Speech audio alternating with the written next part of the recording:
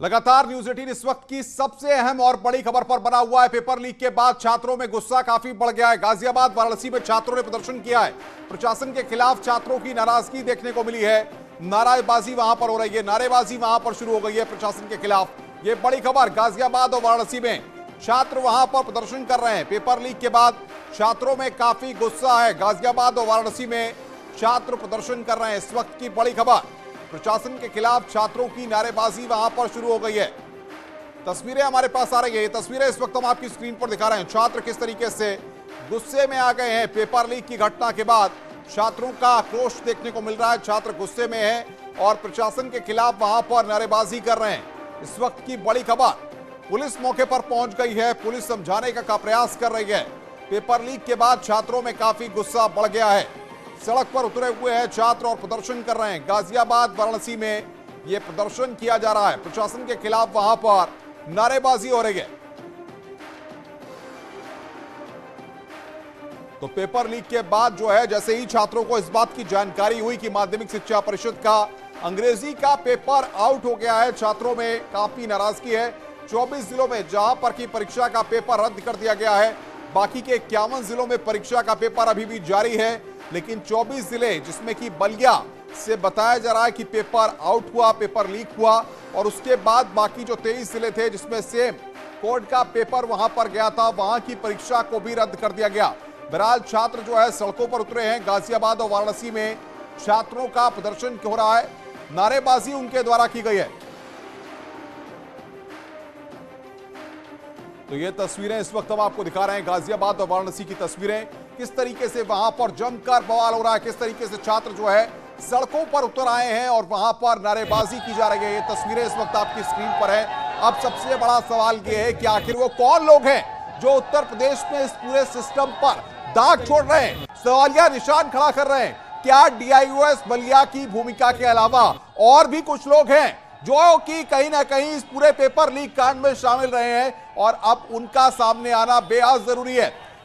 STF इस पूरे मामले की जांच कर रही है। एसटीएफ की टीम बकायदा वाराणसी से बलिया के लिए रवाना हो चुकी है।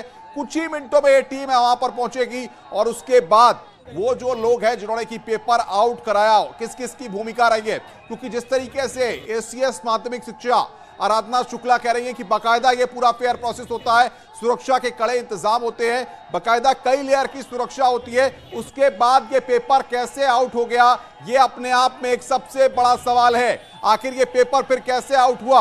हम आपको ये भी दिखा रहे हैं कि किन जिलों में ये पेपर आउट हुआ है, कहां कहां पर परीक्षा को रद्द किया गया है। लेकिन अब सबसे बड़ा सवाल यह है कि जिन 24 जिलों में परीक्षा को रद्द किया गया है, अब उन 24 जिलों में परीक्षा कब कराई जाएगी। मंत्री माध्यमिक शिक्षा गुलाब देवी कह रही हैं कि आगे तिथि आएगी और उसके बाद परीक्षा होगी। लेकिन सबसे बड़ा सवाल यह है कि आखिर यह दाग कैसे लगा और कौन वो माफिया है जो पूरे सिस्टम पर सवाल खड़े कर गए।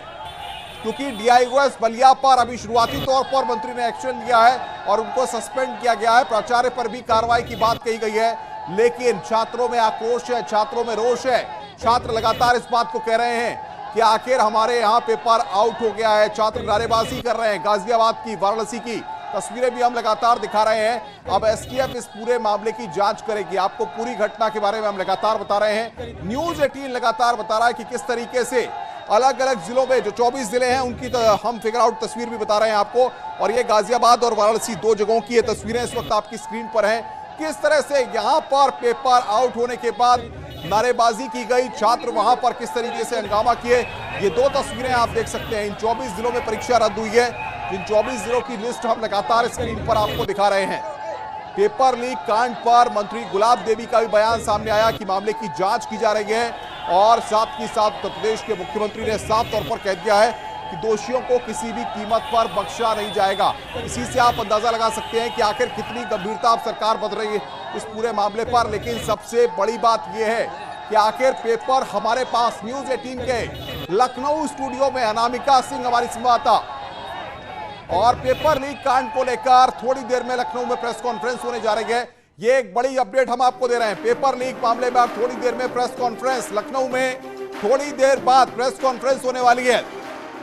लखनऊ में प्रेस कॉन्फ्रेंस होने वाली है थोड़ी देर बाद। पेपर लीक कांड को लेकर बलिया के डीआईओएस फिलहाल सस्पेंड किए गए हैं। ये जानकारी डीआईओएस ब्रजेश मिश्रा सस्पेंड किए गए हैं। उनकी तस्वीर भी हम आपको दिखा रहे हैं। पेपर लीक केस में बड़ी खबर इस वक्त। डीआईओएस बलिया ब्रजेश मिश्रा सस्पेंड किए गए हैं। ये उनकी तस्वीर इस वक्त आप देख रहे हैं। इनकी भूमिका पर सवाल खड़े किए गए और इन पर गाज गिराई गई है। इन पर एक्शन लिया गया है, इनको सस्पेंड कर दिया गया है। साथ ही साथ बाकी 24 जिलों में पेपर पहुंचा, क्या हुआ, इस सब की जांच एसटीएफ करेगी। थोड़ी देर में प्रेस कॉन्फ्रेंस होने वाली है।